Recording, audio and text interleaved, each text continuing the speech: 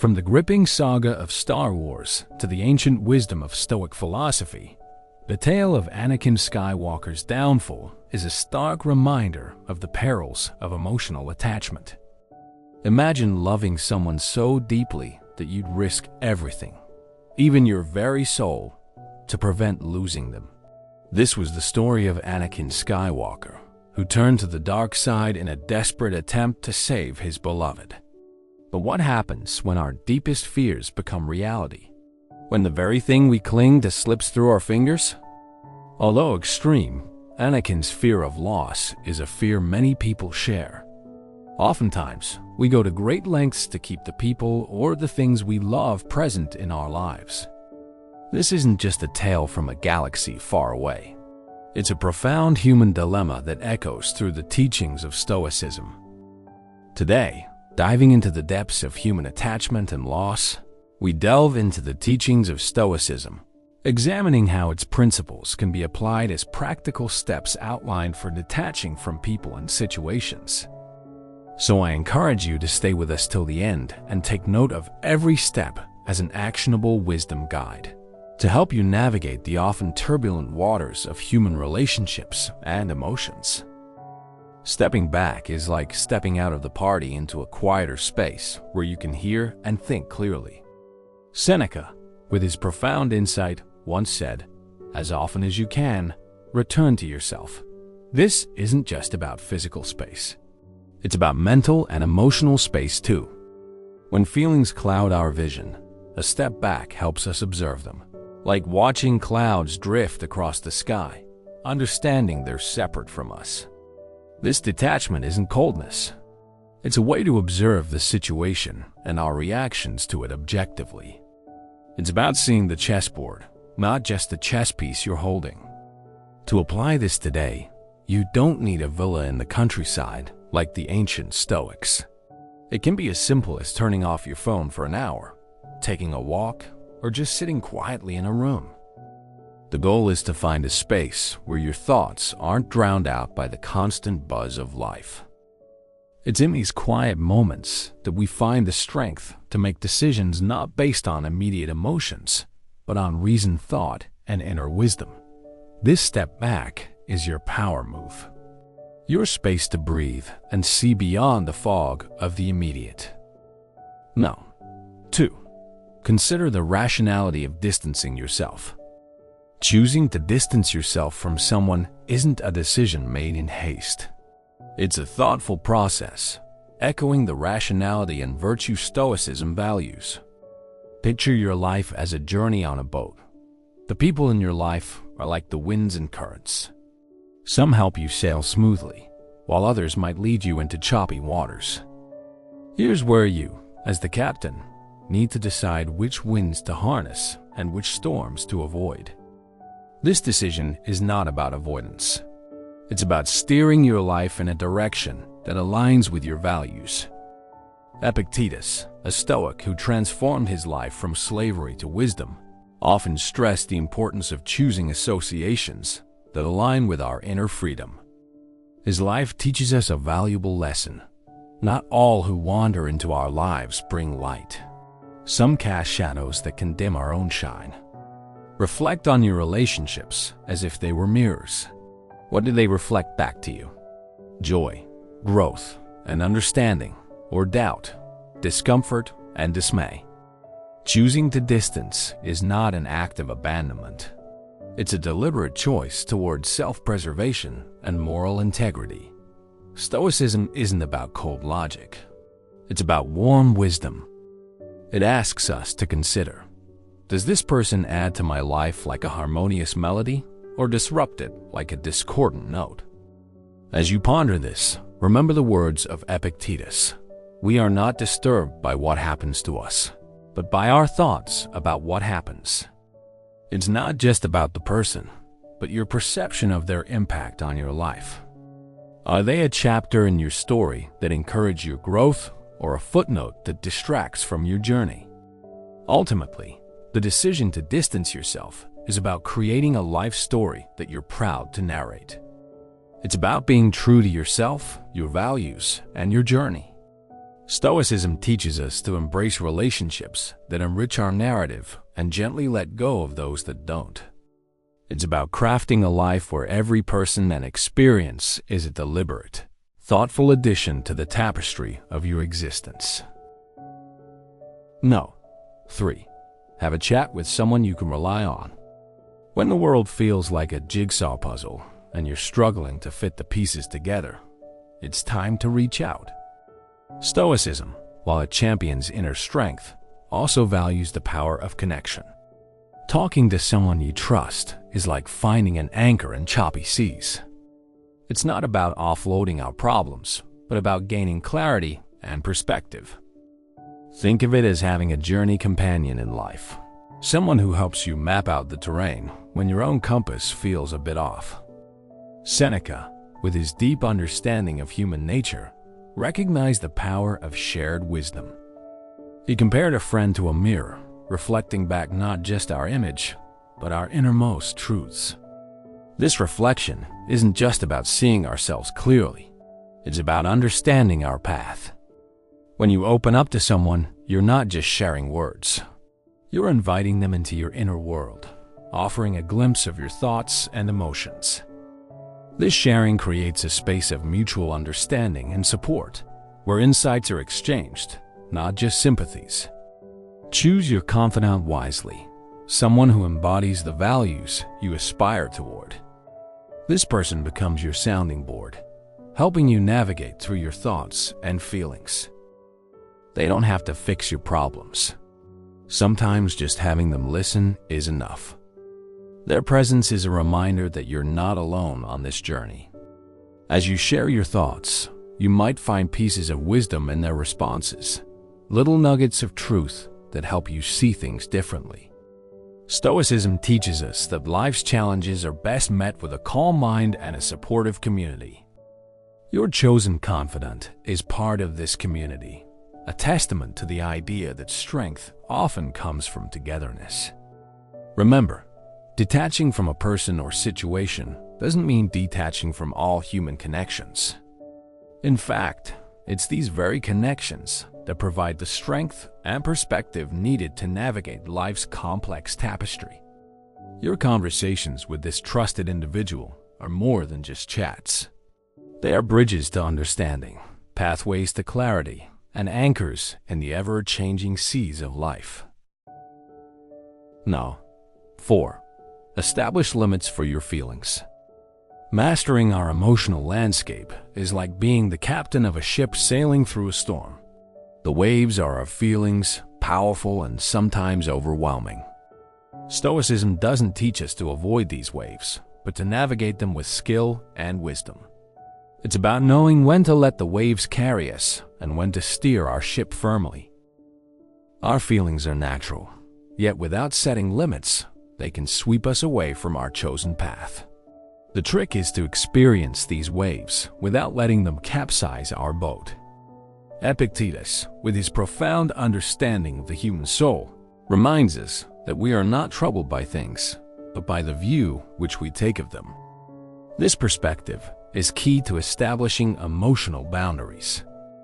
It's like having a gatekeeper in our minds, one who acknowledges every visitor, our feelings, but doesn't let every one of them take over the house, which is our inner peace. For instance, when anger knocks, we recognize it, understand its cause, but don't let it sit at our table and dictate our actions. It's about having a conversation with our emotions, understanding their place, and gently guiding them to where they don't overshadow our reason. Practically speaking, setting limits could mean giving yourself a time limit to feel a certain way. Say, for the next hour I'll allow myself to feel upset about this, and then I'll focus on solutions. It's not about denying feelings, but managing their influence. It's a balancing act, like a tightrope walker who acknowledges the height but focuses on the rope. By doing this, we honor our feelings without becoming their slaves. We feel, we understand, and then we gently guide ourselves back to a place of balance and rationality. This process isn't about suppression. It's about moderation, like adding just the right amount of sugar to your tea enough to taste, but not so much that it overwhelms. No. 5.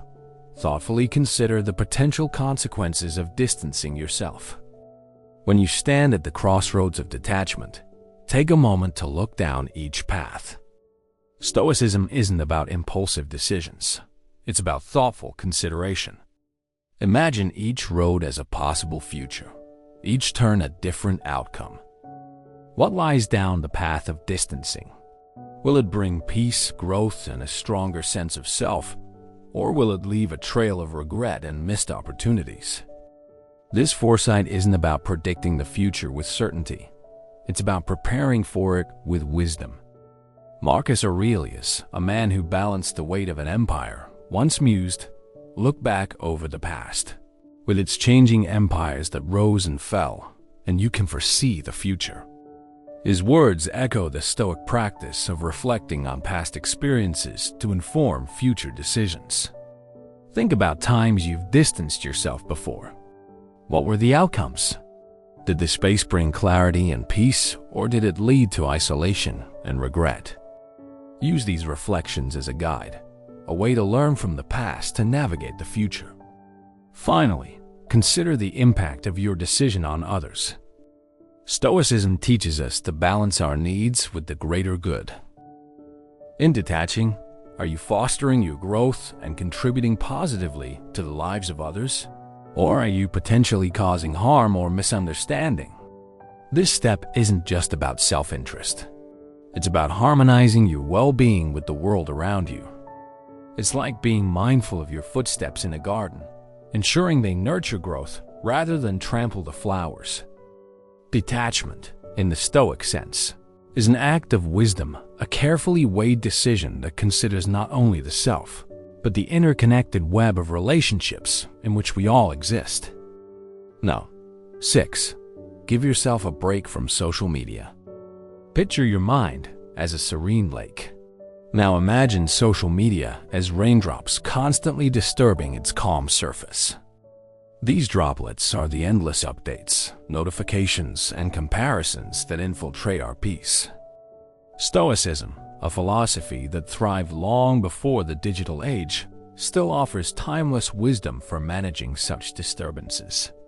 Seneca, who mused on life's brevity, would likely see social media as one of modern life's many unnecessary distractions. He once wisely noted, "Life is long if you know how to use it." This step of detachment, then, is about reclaiming our time and attention, about choosing where to focus our precious energy. In the world of social media, our attention is the commodity everyone wants. By stepping back, we're not just avoiding a digital deluge. We're giving our minds the space to breathe, to think, to be. It's akin to closing the curtains on a bustling street outside your window. The noise, the hustle, the constant movement, it's all still there. But for a moment, it's not your concern. You're in your quiet room, with space to reflect, to understand, to grow. This break from social media isn't an act of escape, but an exercise in self-care. It's about discerning what enriches us and what drains us. As you take this break, observe the change in your mental landscape. Do you feel calmer, more present, more aware of your own thoughts and feelings? This awareness is the heart of Stoicism, understanding what we can control and letting go of what we cannot. It's about recognizing that while we cannot stop the rain, we can choose to step under a shelter and enjoy the sound of the droplets without getting drenched. Taking a break from social media in today's world might feel like stepping off a fast-moving train. It's quiet, still, but in this stillness lies clarity. As you embark on this social media hiatus, remember Seneca's words and use this time wisely. No. 7. Focus deliberately on your fundamental needs. In this final stride on the path of detachment, turn your attention inward to the core of your being. Here lies the essence of Stoicism, focusing on what truly matters for your inner growth and well-being. It's about stripping away the non-essential, the noise, the fluff, and honing in on what nourishes your soul. This isn't about material needs. It's far deeper. It's about emotional sustenance, moral integrity, and personal growth. Think of your life as a garden. What does it need to thrive? Sunlight, water, care. These are the essentials. Similarly, identify what is essential for your emotional and spiritual growth and focus on nurturing these aspects. Epictetus, born into hardship, understood the importance of focusing on what truly matters. His teachings highlight the power of discernment, separating the wheat from the chaff in our lives. Wealth consists not in having great possessions, but in having few wants. Apply this wisdom to your emotional landscape. It's about knowing what you need to feel fulfilled, stable, and at peace. It's recognizing that sometimes less is more in a world of endless choices and distractions.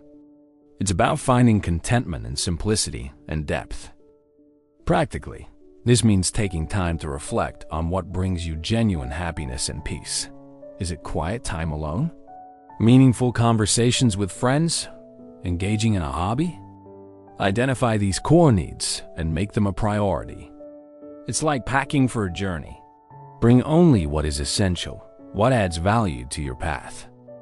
This deliberate focus helps in detaching from the unnecessary, from people and situations that don't align with your fundamental needs. By centering your life around these needs, you create a foundation of stability and contentment. This isn't a one-time task, but an ongoing process, a constant return to what truly matters. As you journey through life, keep revisiting your fundamental needs, adjusting and realigning as you grow and evolve. This focus is your compass, guiding you through life's complexities with clarity and purpose. It's about living intentionally, not just existing. And in this intentional living, you find the essence of Stoicism, a life lived with purpose, wisdom, and inner peace. This philosophy invites us to momentarily step back, to weigh the reason behind our distancing, to engage in transparent dialogue, to set boundaries around our emotional responses, to ponder the repercussions of our actions, to take respite from the bombardment of external influences like social media, and to concentrate on our core necessities. Such actions are in harmony with Stoic virtues. Stoicism, with its enduring sagacity, enlightens us that detachment is not akin to emotional numbness. Rather, it is the attainment of a serene and resilient inner state. As we meander through the intricacies of human connections and the trials of existence, the tenets of Stoicism shine as a lighthouse of inspiration, steering us toward a life enriched with virtue, wisdom, and emotional fortitude. We welcome your thoughts in the comments. Which step resonates with you, or which one are you inclined to try? If you found value in this video, we encourage you to express your appreciation by liking it. Don't forget to subscribe if you haven't yet. Share with those you hold dear, and ring the notification bell to be among the first to savor